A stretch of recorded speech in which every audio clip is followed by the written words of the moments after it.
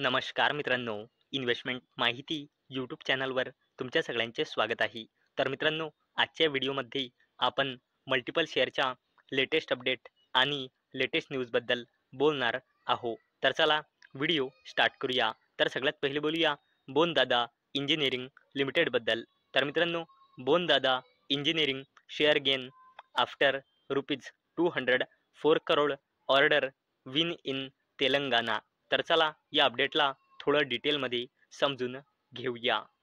तर मित्रांनो, Bondada engineering limited या कंपनीला Telangana power generation corporation limited कडून battery energy storage systems setup करण्यासाठी 204.2 कोटी रुपयांचा ऑर्डर मिळाला आहे.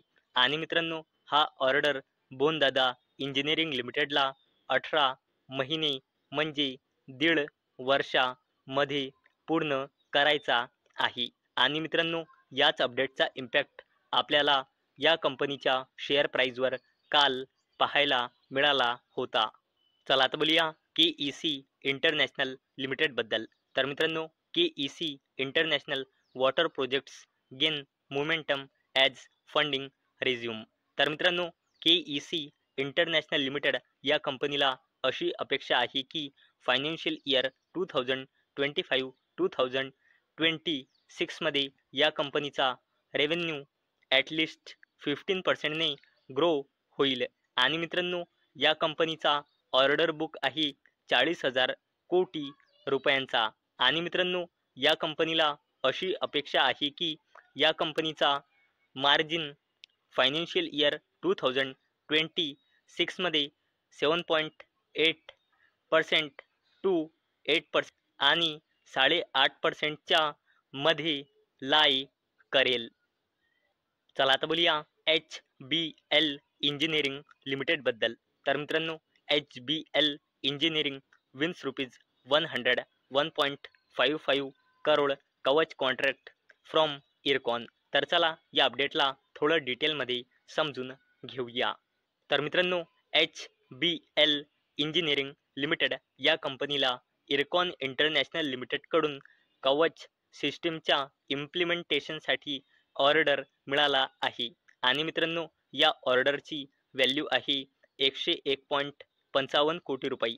आणि मित्रांनो, हा ऑर्डर HBL इंजिनिअरिंग लिमिटेड या कंपनीला 18 महिने म्हणजे 1.5 वर्षामध्ये पूर्ण करायचा आहे. आणि मित्रांनो, हा ऑर्डर मिळाल्यानंतर HBL इंजिनिअरिंग लिमिटेडचा ऑर्डर बुक इन्क्रीज होऊन झाला आहे 3,865.43 कोटी रुपयांचा. चला आता बोलूया इन्फो एज इंडिया लिमिटेडबद्दल. तर मित्रांनो, या कंपनीने डिव्हिडंड अनाऊन्स केला आहे आणि त्याचसोबत आपला क्वार्टरली रिझल्टसुद्धा डिस्क्लोज केला आहे.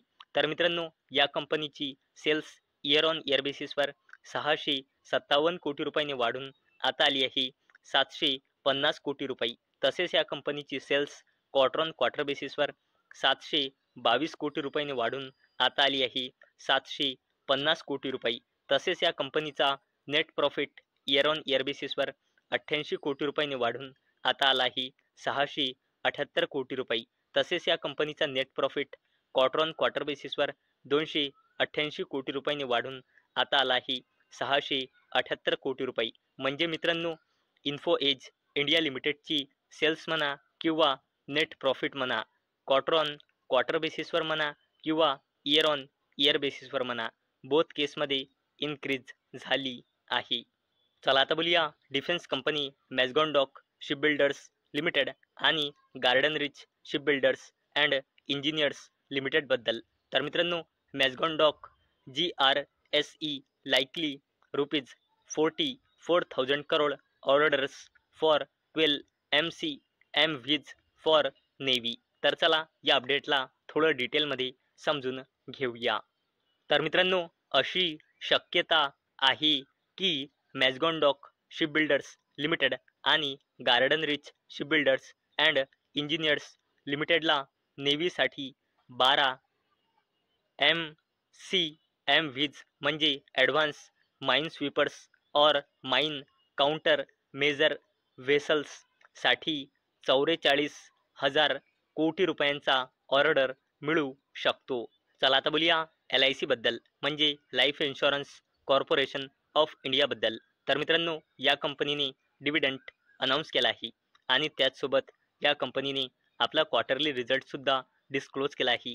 तर मित्रांनो, या कंपनीची सेल्स इयर ऑन इयर बेसिसवर 2,38,717 कोटी रुपयांनी वाढून आता आली आहे 2,43,134 कोटी रुपये. तसेच या कंपनीची सेल्स क्वार्टर ऑन क्वार्टर बेसिसवर 2,03,751 कोटी रुपयांनी वाढून आता आली आहे 2,43,134 कोटी रुपये.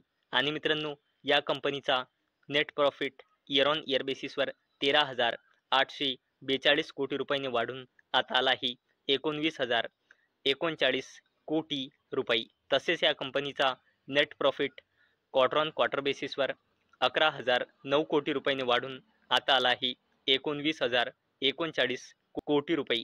तर मित्रांनो, या कंपनीचा नेट प्रॉफिट जबरदस्तपणे इन्क्रीज झाला आहे. आणि मित्रांनो, याच्या मागचे एकच कारण आहे, ते म्हणजे या कंपनीचे एक्सपेन्सेस. हे या कंपनीने क्वार्टर 4मध्ये जबरदस्तपणे कंट्रोल केले आहे. आणि मित्रांनो, त्याचसोबत या कंपनीचा ऑपरेटिंग प्रॉफिट मार्जिनसुद्धा 1%ने 9% आणि 6%ने 9% म्हणजे इन्क्रीज झाला आहे.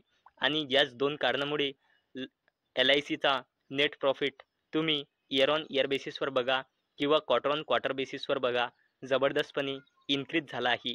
आणि मित्रांनो, याच अपडेटचा इम्पॅक्ट आज आपल्याला LIC म्हणजे लाईफ इन्शुरन्स कॉर्पोरेशन ऑफ इंडियाच्या शेअरवर पाहायला मिळाला आहे. चला आता बोलूया हिरो मोटोकॉर्प लिमिटेडबद्दल. तर मित्रांनो, Hero FinCorp gets SEBI nod to float ₹3,668 crore IPO. तर चला या अपडेटला थोडं डिटेलमध्ये समजून घेऊया. तर मित्रांनो, हिरो मोटोकॉर्प लिमिटेडच्या फायनान्शियल आर्म हिरो फिनकॉर्प या कंपनीला सेबीकडून मंजुरी मिळाली आहे. कशासाठी? आपल्या 3,668 कोटी रुपयाच्या IPOसाठी. आणि मित्रांनो, IPOसाठी एकामागे एक जबरदस्त अपडेट येत आहे. काल आपण कोल इंडिया लिमिटेडच्या सबसिडरी कंपनीचा IPO येत आहे, तो बघितला. नंतर बघितला की HDFC बँकच्या सबसिडरी कंपनीला लवकरच सेबीचा अप्रूव्हल मिळू शकतो, हे पण आपण बघितले की HDFC बँकच्या सबसिडरी कंपनीला लवकरच IPOसाठी सेबीचं अप्रूव्हल मिळू शकते. आणि मित्रांनो, आता अपडेट आली आहे की हिरो मोटोकॉर्पच्या सबसिडरी कंपनीच्या IPOला मंजुरी मिळाली आहे. आणि मित्रांनो, या IPOमध्ये 2,100 कोटी रुपयाचे शेअर फ्रेश इश्यूद्वारे येणार आहे. आणि याचे एक्झिस्टिंग इन्व्हेस्टर 1,568 कोटी रुपयाचे शेअर सेल करणार आहे ऑफर फॉर सेलच्या द्वारे. तर मित्रांनो, यावरून आपल्याला एक गोष्ट कळत आहे की हिरो मोटोकॉर्प लिमिटेडच्या सबसिडरी कंपनी हिरो फिनकॉर्पचा 3,668 कोटी रुपयाचा IPO आपल्याला लवकरच पाहायला मिळू शकतो. चला आता बोलूया डिक्सॉन टेक्नॉलॉजीज इंडिया लिमिटेडबद्दल. तर मित्रांनो, Dixon technologies eyes revenue of around ₹1,500 crore this fiscal year from the new plant in Chennai. तर मित्रांनो, डिक्सॉन टेक्नॉलॉजीज इंडिया लिमिटेडचा उद्देश आहे आपल्या चेन्नईमधल्या नवीन प्लांटमधून या फिस्कल इयर म्हणजे फायनान्शियल इयर 2026 मध्ये अराउंड 1,500 कोटी रुपयाचा रेव्हेन्यू जनरेट करण्याचा. आणि मित्रांनो, डिक्सॉन टेक्नॉलॉजीज इंडिया लिमिटेडचा फायनान्शियल इयर 2025 मध्ये रेव्हेन्यू आला आहे 38,860 कोटी रुपये.